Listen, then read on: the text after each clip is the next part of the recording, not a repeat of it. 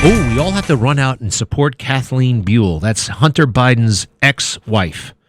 And I'm going to buy her book as a way to support her. She needs money. She's married to Hunter Biden. And you know what? Joe was so mean and vicious to her.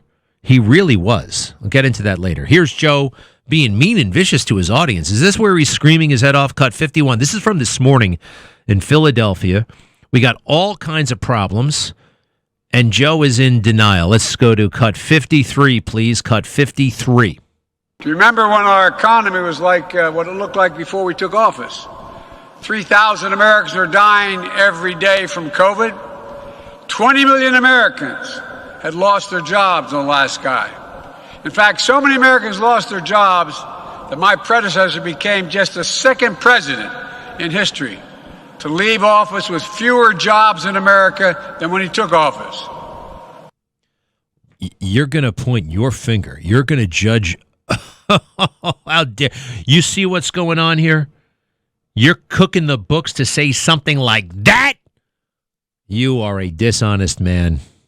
And we knew that about you ever since you first opened your mouth. 1987. I remember where I was when I found out you were a liar. And back then, the press wasn't afraid to point out that Democrats could lie. Wow, that was something else. And what's going on? Hey, have you seen your 401k down 40%? Everything's taking huge hits, gas prices, and he's out there putting down Trump. Hey, you got it already. Let's see what you can do. Nothing. Who's his... I don't like hearing from him. I really don't. Oh, boy. But he's got somebody who looks like she's nice, Karine Jean-Pierre, the press secretary. I'm sorry. She just can't get over this orientation of hers. I don't care, but she does. Here she is from the White House podium. First day on the freaking job. You'd think she'd talk about Joe Biden and what he's got in store. No, she talked about she likes girls more than boys. Cut 36, please. I am obviously acutely aware that my presence at this podium represents a few firsts. I am a Black, gay, immigrant woman, the first of all three of those to hold this position. I would not be here today if it were not for generations of barrier-breaking people before me. I stand on their shoulders. If it were not for generations of barrier-breaking people before me, I would not be here. Not impressed. Not impressed. Now, she's a terrible spokesperson as well. She was talking to, what's that guy's name again on CNN? He's a nice guy, actually. I met him in town once. Don Lemon. Where's the Don Lemon quote? It's here. She was talking to Don Lemon. You got that, Rich?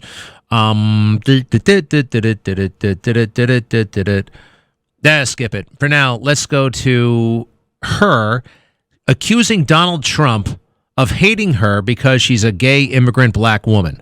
That's really trying to get... I don't think she's ever spoken to Donald Trump.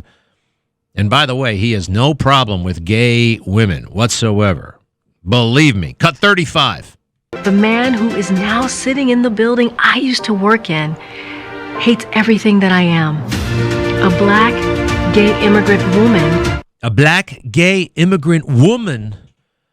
A Black, gay immigrant woman. And she's standing outside the White House pretending that Donald Trump is in there steaming about her. And then I've shown this on the show. I got about 50,000 pictures of Donald Trump with various black gay people from other countries. He loves people.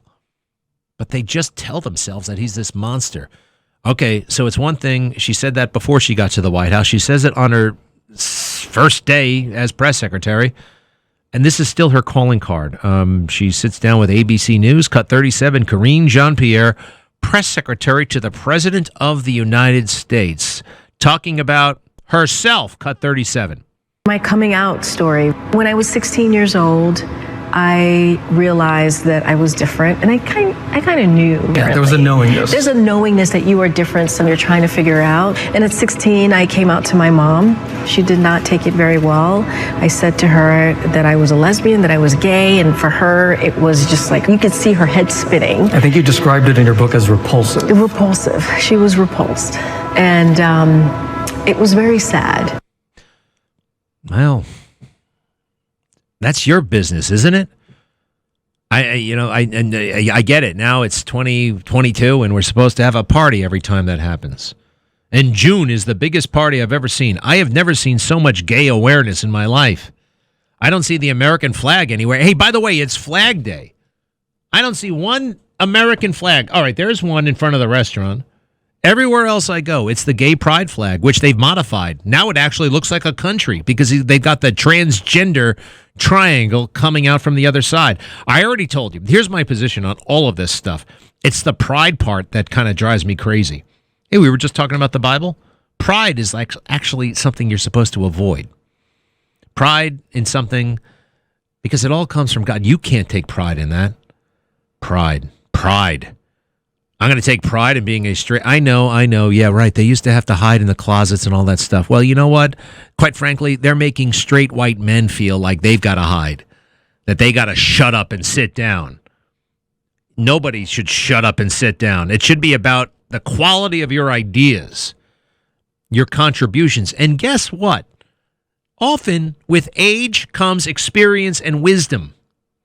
There are a lot of 20-somethings running around. I mean, I know this has always been the case, probably, right? Always been the case. But I got to tell you, there's something I've noticed. I know some 20-somethings, and I was talking to somebody about movies the other day, and they took such pride in telling me that they had never heard of this movie I like called Rope by Alfred Hitchcock.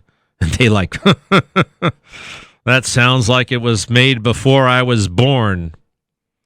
And they said that so smugly, and they were born in 1998. Yeah, well, the movie was made in 1948. That's before I was born, too. But they take such pride in not knowing things. It can only be, if it didn't happen 8 seconds ago on TikTok and it wasn't Christina Aguilera or some whoever the hell else they like right now. Gosh, Flag Day. It is Flag Day, right? American flag. Why did we start doing this? I think it had something to do with World War I. I'll update you in a moment on that. I do remember as a kid, we proudly put we put the American flag in front of the house, 757 Sprague Street in Baldwin. We had a little slot for the flag. I'd wave it for a little bit on the pole, and then we put it in there. And it was great. It was cool. And what did it represent? As kids, we learned the stripes, 13 stripes. What do they represent? 13 colonies. And then back in the colonial days, it was 13 stars for the 13 colonies.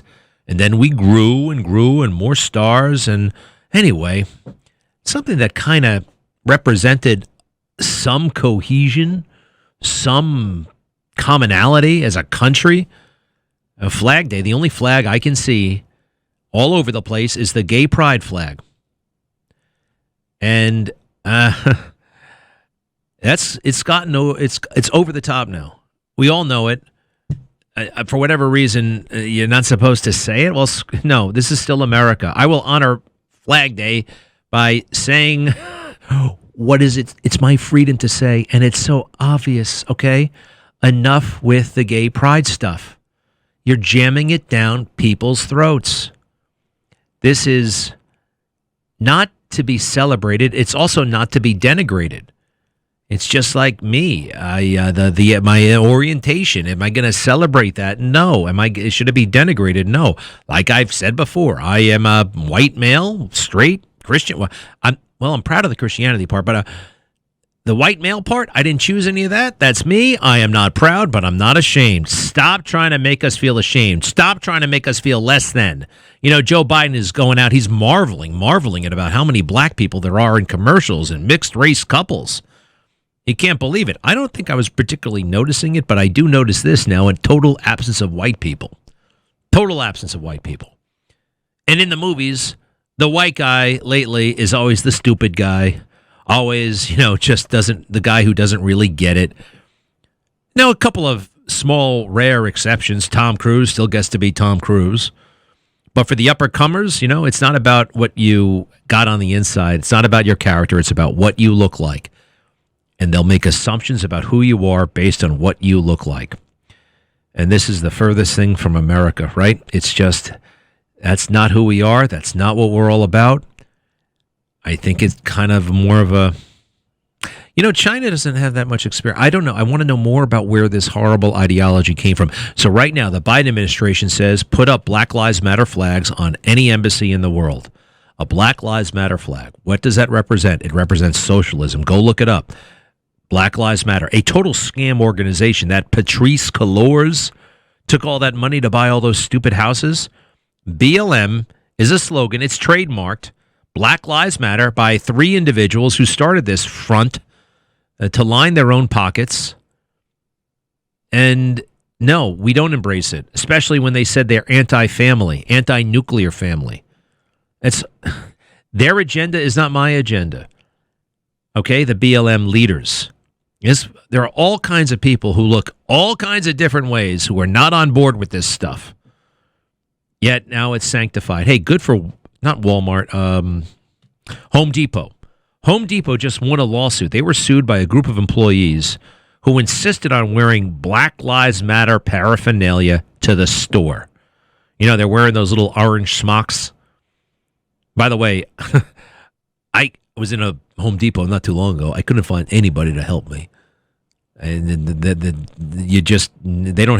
they're understaffed. I guess everything's understaffed. All right, whatever. They said, anyway, Home Depot won. You cannot wear Black Lives Matter paraphernalia, pins, hats, and whatnot on the uniform. And I think that's just fine. And oh, by the way, a lot of these places, I get it. You can't wear anything that's political.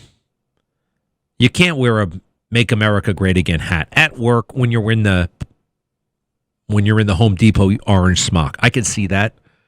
I'm okay with that. I would hope they might make an exception for an American flag, right? Is that going to trigger somebody? Is somebody going to have a hard time with that? It's Curtis Lewa, and I want to bring you some important information regarding the pandemic nursing home scandal, which resulted in so many unnecessary deaths. To shed some light on this important issue, I have Jeff Guzman here from the law firm of Krenzel, Guzman, Herbert. Thanks for joining me today. Thank you for inviting me, Curtis. Jeff, is it true that former Governor Cuomo mandated that nursing homes take in COVID patients? Most New Yorkers mistakenly believe that was the case. However, it's not true. The state only issued guidance to nursing homes suggesting that they admit such patients, and even after the guidance was rescinded shortly thereafter, nursing homes continued to admit COVID-positive patients. Jeff, hold on. So you're saying that these nursing homes do bear some of the responsibility for what happened? Yes, I am. These nursing homes greatly increased the risk to existing residents. Also, nursing homes may have made financially motivated decisions to admit COVID-positive patients despite the known risk to existing residents. Then Governor Cuomo's administration underreported nursing home COVID deaths by 50%. The actual number was roughly 16,000 deaths. It makes so many of us so angry. So you're saying that those family members can sue these nursing homes? Yes, and my firm is representing many of them. When you were on the air with Sid Rosenberg, the phones blew up. They did. I think a lot of people just didn't know who to call or that their family might be entitled to compensation. I'm glad to get the message out that at Krenzel, Guzman, Herbert, we're working hard to fight on behalf of these families. To everyone listening out there, if you or a friend lost a loved one to COVID, call Jeff Guzman and his team at KG Law today. Jeff, where can you be reached? You can call our office at 212-227-2900 or visit us at kglawteam.com. That's the KG Law Team at 212-227-2900 or just go to kglawteam.com. Thanks, Jeff. Thank you, Curtis.